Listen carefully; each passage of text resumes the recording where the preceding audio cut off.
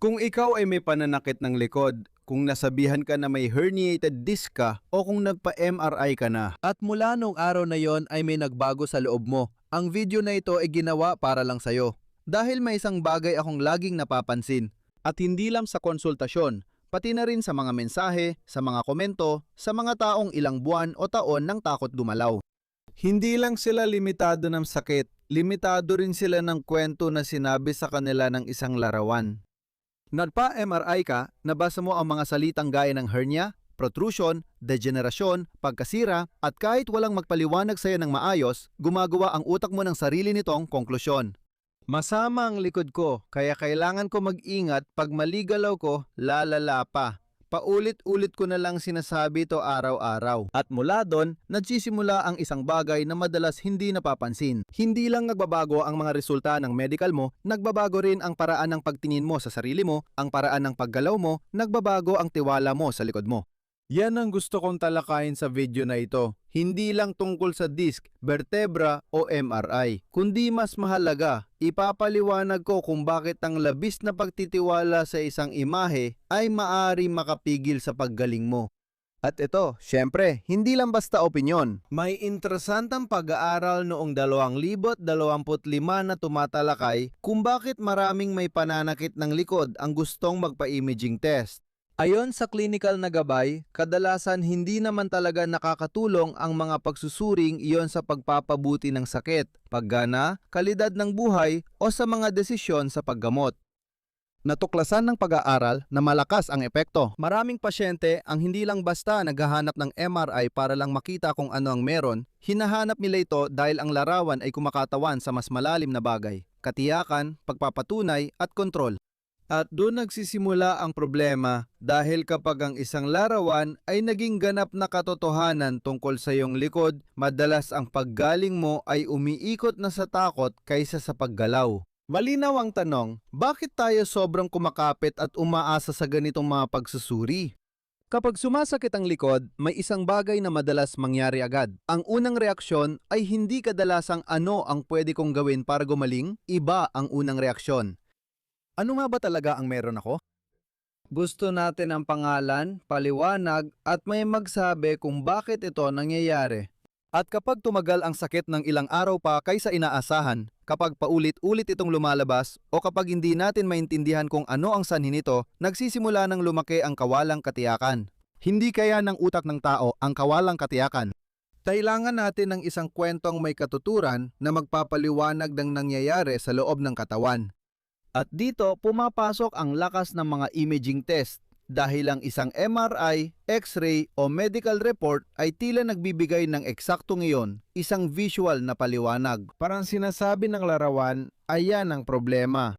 Yung nabanggit nating pag-aaral ay tumingin mismo sa bagay na yon. Iminterview ng mga mananaliksik ang mga pasyenteng may pananakit ng likod para malaman kung bakit nais nilang magpa-imaging test. Kahit na sinasabi ng mga profesional sa kanila na malamang hindi naman kailangan at ang natuklasan nila ay talagang interesante. Para sa marami, ang MRI ay hindi lang medical na kagamitan kundi paraan din para maramdaman nilang may kontrol sila sa problema. Maraming pasyente ang nagsasabi ng mga paniniwala tulad ng kailangan kong makita kung ano ang nangyayari sa loob o hindi ko malalaman kung ano ang hinaharap ko hanggat hindi ako na-scan. Para magamot ng tama ang pananakit ng likod, kailangan munang magpa-MRI. Madalas itong sinasabi ng mga pasyente para kumbinsihin ang sarili na ito ay talagang kailangan. Ang imaging ay nagigihigit pa sa isang simpleng pagsusuri. Nagiging paraan ito para mapatunayan ang sakit, makumpirma na totoo ang problema at mabawasan ang pag-aalinlangan. At ito ay napakatao. Kung may sakit at di mo alam ang dahilan, ang makita ang sanhi sa imaging ay maaaring agad magdala ng kapanatagan. Dito lumalabas ang problema dahil hindi laging naipapaliwanag ng imaging ang sakit. At kapag mali ang interpretasyon sa imaging, maaari nitong tuluyang baguhin ang kwento na alam ng isang tao tungkol sa kanyang katawan. Dito lumalabas ang isa sa pinakakaraniwang pagkakamali sa usapang pananakit ng likod.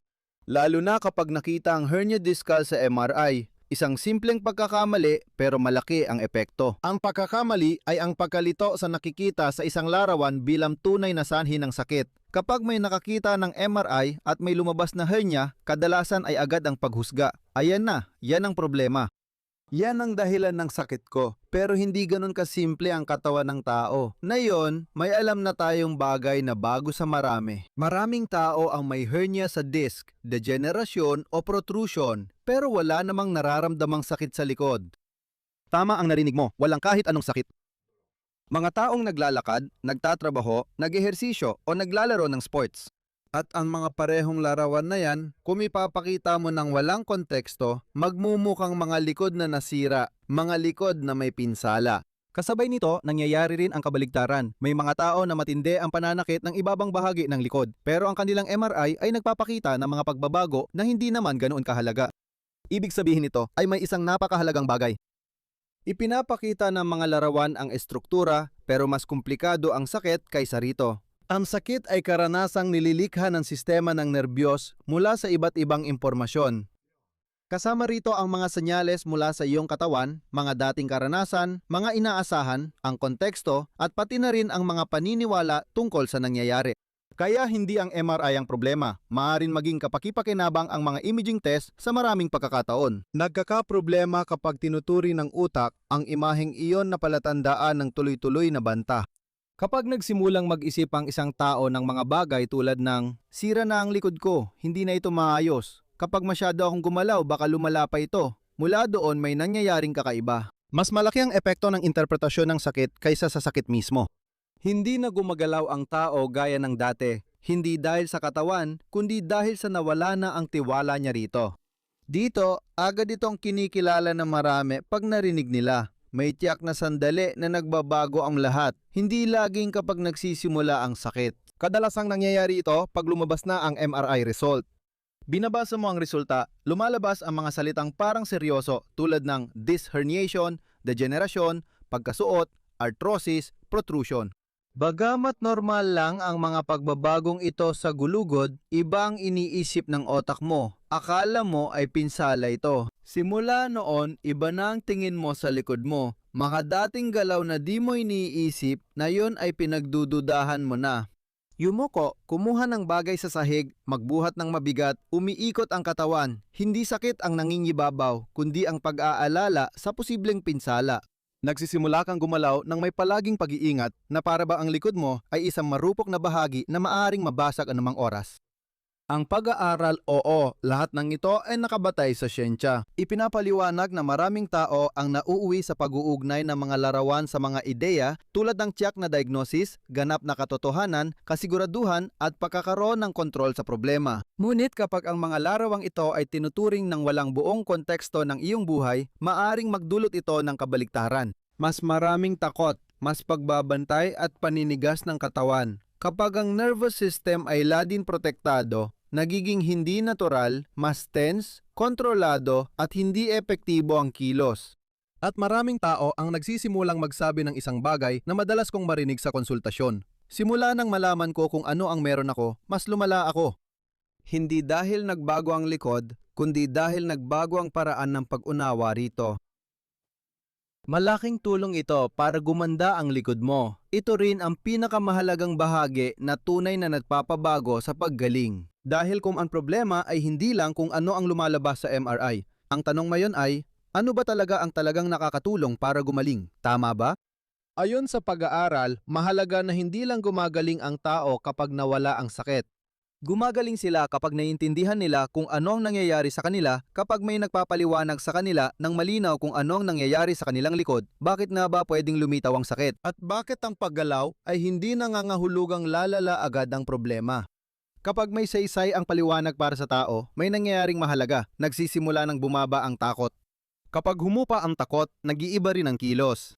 Hindi na matigas ang mga galaw, hindi na laging binabantayan, bumabalik sa natural na pagkilos ang katawan at nagsisimula ng dumaloy ang lahat. Kaya naman epektibo ang ehersisyo sa maraming kaso ng pananakit ng likod, hindi lang dahil nagpapalakas ito ng mga kalamnan, kundi dahil ibinabalik nito ang tiwala sa pagkilos. Unti-unting pagkilos, dahan-dahang pagharap sa ehersisyo, muling paggawa ng mga bagay na iniiwasan na ng katawan, at pagkakaroon ng mas malaking tiwala.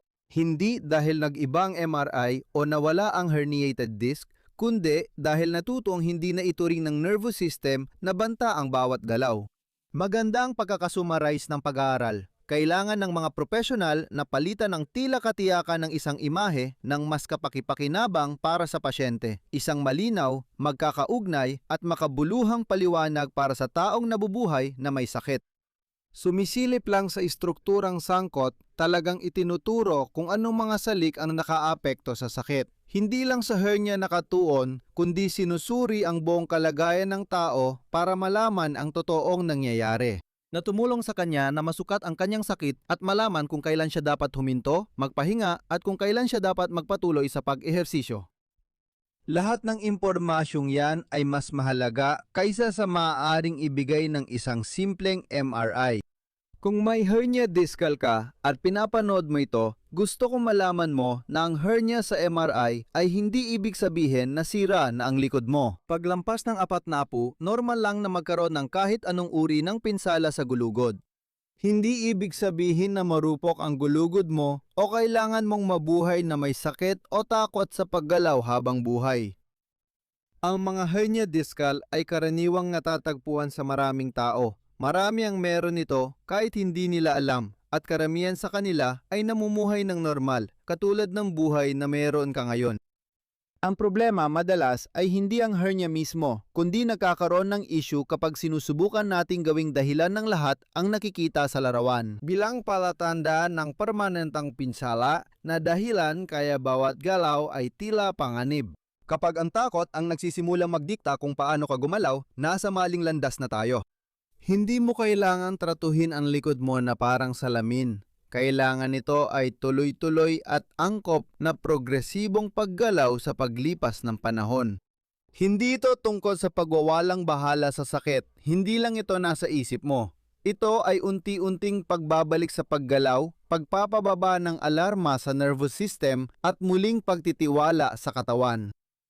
Sa huli, tayo ay mga nilalang na nakarating dito sa ebolusyon dahil sa ating malaking kakayahan sa pag-aangkop. Kailangan din nating maunawaan na kayang mag-adapt ng likod mo sa anumang sitwasyon kahit may 5 herniated discs ka. Kaya tandaan mo ito, ang mga MRI ay mga kapakipakinabang na kagamitan. Pero sa ilang mga kaso, hindi ito kailangan dahil maaari itong magdulot ng mas maraming pag-aalala at takot kaysa linaw o paggamot. Ang totoong paggamot ay nasa mga ehersisyo. Paano mo nauunawaan at kinokontrol ang sakit gamit ang numerical na iskala na nagpapakita ng antas ng iyong nararamdaman? May event akong tinatawag na Linggo ng Luslos kung saan sa loob ng 7 araw, ituturo ko ang mga ehersisyo para gumaling ayon sa 3 haligi, mobilidad, lakas at katatagan. Isa itong maliit na kaganapan na may maliit na bayad na maaari mong salihan. Pindutin mo lang dito sa itaas, sa kanang sulok sa itaas ng video, makikita mo ang link at maaari mong tingnan ang impormasyon. Sigurado akong makakatulong ito sa'yo. Hindi lang para magsimulang gumalaw ng may kumpiyansa, kundi para mabago ang pananaw mo sa paggaling. Sana nagustuhan mo ang video na ito at sana maibahagi mo ito sa lahat ng mga taong natatakot kapag nasasabihan sila na may hernia discal sila.